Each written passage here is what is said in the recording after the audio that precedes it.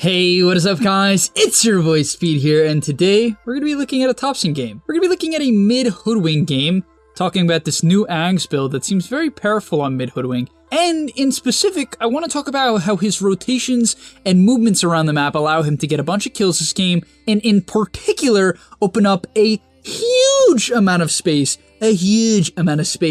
for the Naga.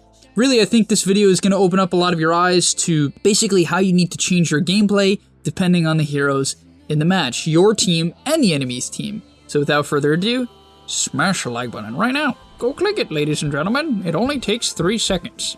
Smash the like button to help out your boys. Click subscribe to get daily videos. And yeah, let's get into it.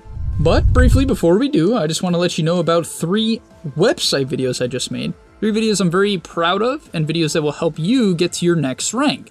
In particular, I made an ILTW new Ursa build video. So if you're looking to play Ursa, learn some tips about the safe lane, how to become a better dead lane safe lane player. If you're confused what that even means, you should go sign up to the website, check out that video. On top of that, I made a video which is really funny. It was a great time where I watched a Herald match and did a replay analysis on that. And finally, last but not least, yes, this is all on the website, all fresh content, not going to come to YouTube. I made a Legend Luna replay analysis. So one of my students played a Luna game. I've been talking with him a lot about farming rotations, farming patterns, how to make moves around the map, how to use Ment properly and better.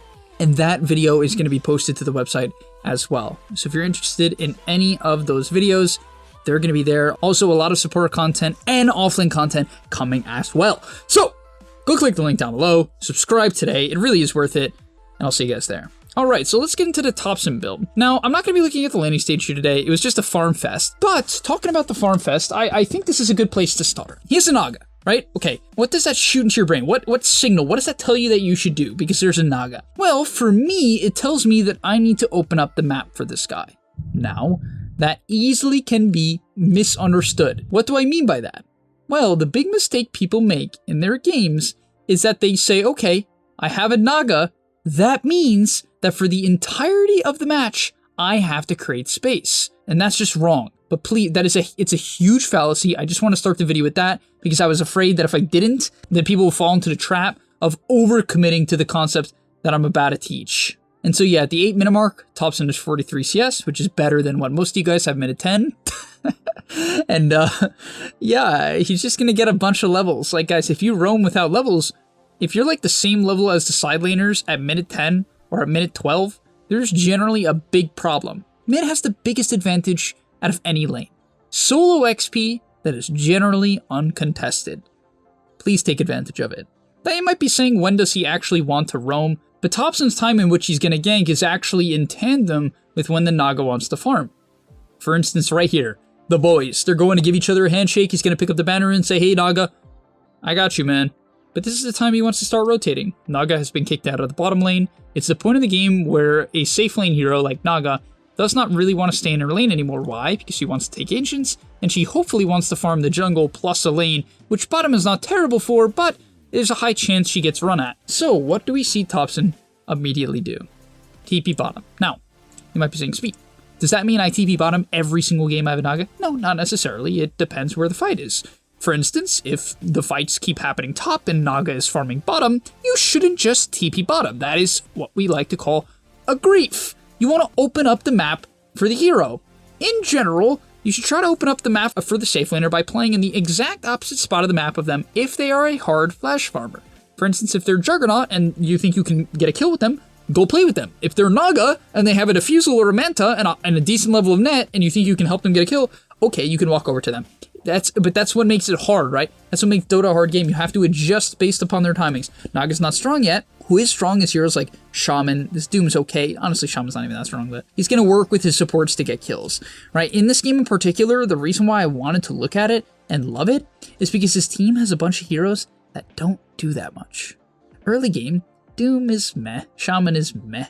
And then Ogre, I think it's an Ogre offlane if I'm not mistaken. I don't know, they were kind of feeding in the offlane. But whomever it was, I think it's an Ogre offlane, doesn't add that much too early into the game, right? So he sort of has to just create space by himself, create space by kiting it out. Now, the purpose of this video is not to show you his fight mechanics. He does a good job of kiting around, playing around his cooldowns, and so on. But once again, I just want to state over and over again, how when Topson is making his decisions, he's doing it based upon largely this Naga, okay?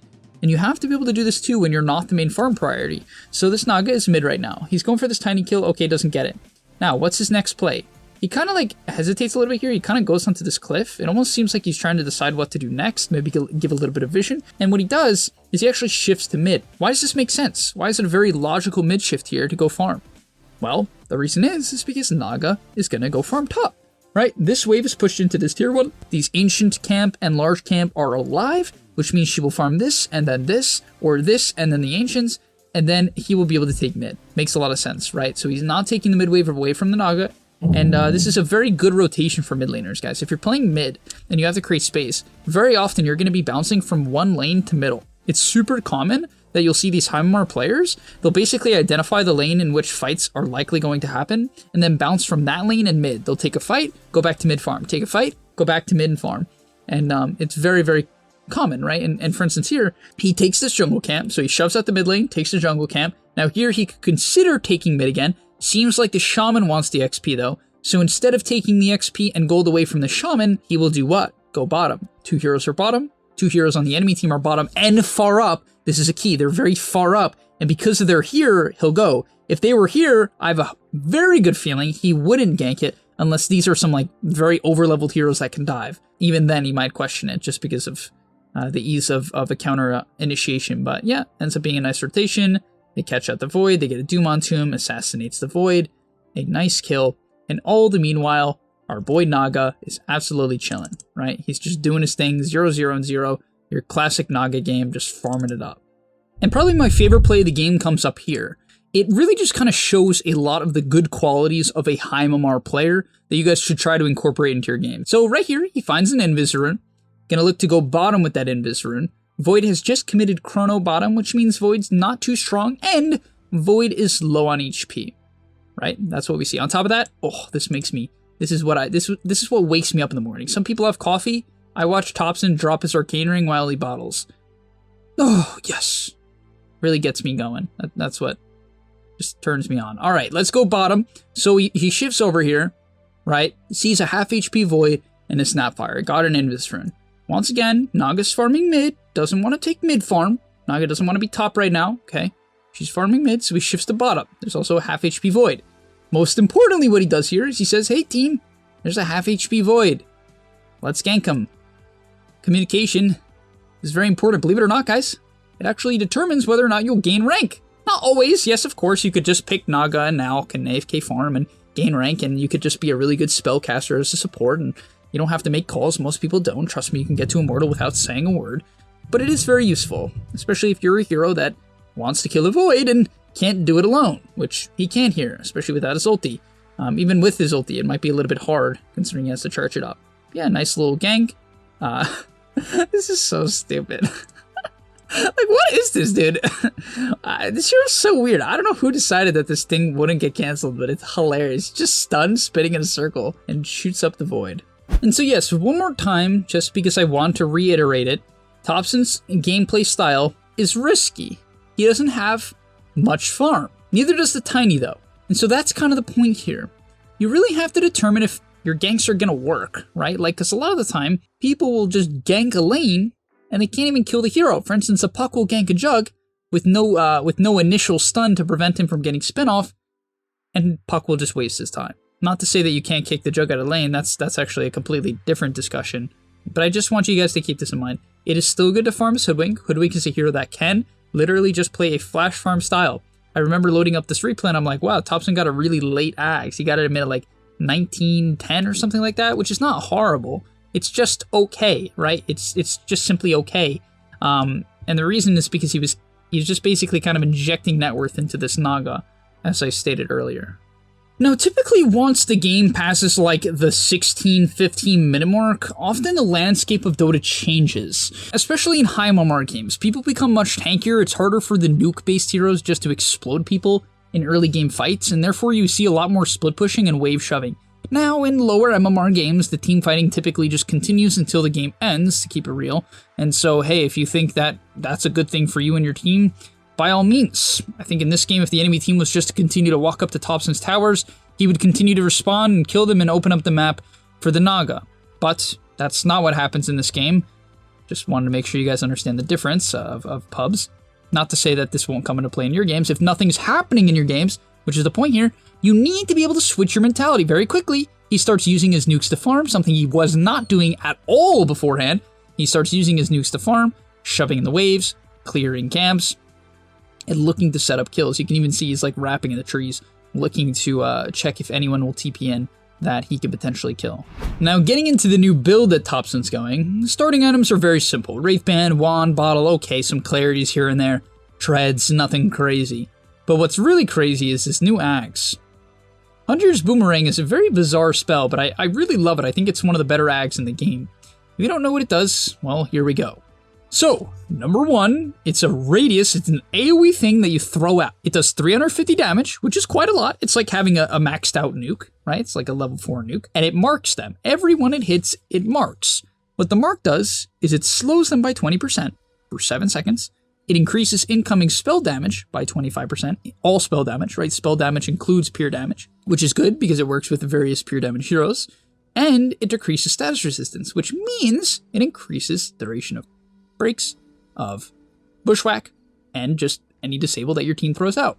And that's a huge number. 25% status resistance reduction. That completely cancels out Sanch and Yasha. Actually, it's more than canceling out Sanch and Yasha after they... Oh, no, it is still 25%. Yeah, so it just completely negates the status resistance someone would get from Sanch and Yasha, and then does even more against people who don't have it. And so you can see in this clip here, just by throwing out this boomerang, he's going to amp up this CK. CK will continue to take amped magical damage, be slowed, and have less status resist. And it's really a pain in the butt, especially for these illusion heroes. And yes, it does mark illusions, so you can imagine why I actually think this axe is so good. It's an 18-second cooldown nuke, right? Your hero already wants to commit to like this bursty magical damage hero. Yes, there's like the Maelstrom build, but I don't know, that build, just in my opinion, it's not that good in the early fights. It's too reliant on Acorn Shot. It's not bad, like, I definitely think there's potential there. It's good for clearing waves. But this Ags also makes you tanky. You can see in this clip, it requires a Chrono and a Tiny Combo and a Snapfire Cookie just to kill him. Now let's quickly take a look at the spell casting of Topson in a fight so that you guys can emulate it in your games. As we go in here, we'll see the Naga initiates with an ultimate, sets up in the fight. Let's see what he does. To be fair, he could channel an ulti during the Naga song. Quite an interesting combo. Wouldn't say it's too practical though, but he's going to start the fight here with the Bushwhack. Now, this is pretty reasonable considering if you have the opportunity to hit 2, 3, 4, 5 heroes with a Bushwhack, you should prioritize that over the Boomerang. But if it's an immobile hero, a hero like Pudge who can't move, you should lead with the Boomerang so that you increase the duration of the stun on the Bushwhack. Or you can save the Boomerang just for when more people come around. But you can see he gets a 2-man Bushwhack, follows it up with an ultimate, which just absolutely decimates this CK. The CK gets destroyed by it, throws in the Acorn Shot, and it's a very easy fight. You know, you're generally a backline hero, but the nice thing about the Ags is when you do get jumped, you're not like some really squishy squirrel, which you typically are when people go like Maelstrom Deso or whatever people are going. Like literally, I think I've seen like Maelstrom Deso Daedalus, and I'm just like, ugh. It's like they have 200 HP, you just jump them once with the smoke, they just insta-die, and it's like, alright, nice hero, bruh. And just to give you guys a little bit of perspective of how much damage this combo actually does, let's look at him go on a CK with 2,000 HP. Yeah, that's a lot of HP. And by the way, actually it's 2,500 by the time he gets his point booster.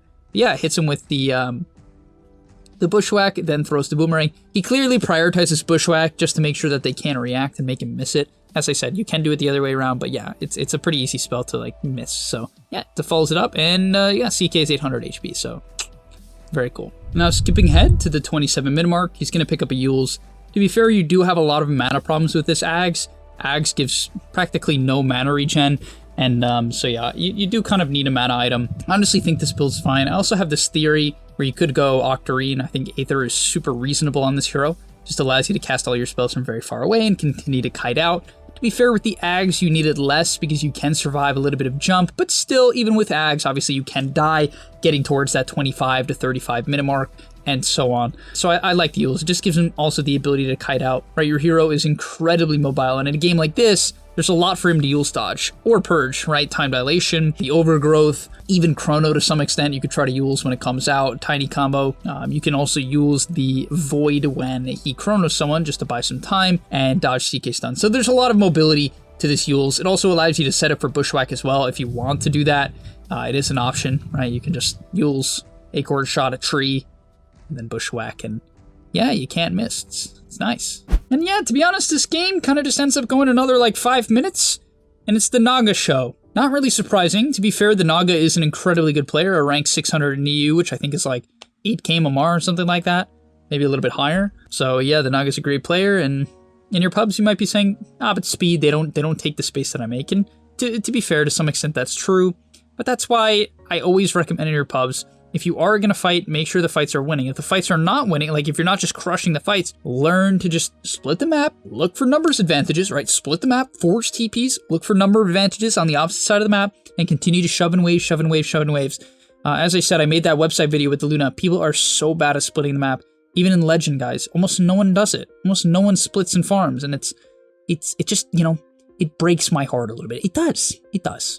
All right, and that's gonna be all for today's video. If you guys have any builds that you think I should cover and go over, put them down in the comment section down below. I'm always to see what you guys are doing or what pros are doing that you found interesting. Nonetheless, thank you for watching. I'll see you in the next one. And I'm out. Bye-bye. Peace. And that's all, but remember, before you leave, come on, before you tune out, subscribe to the gameleap website where we are going to help you get to the next rank. If you're stuck, click the link down below, and I'm out. Peace.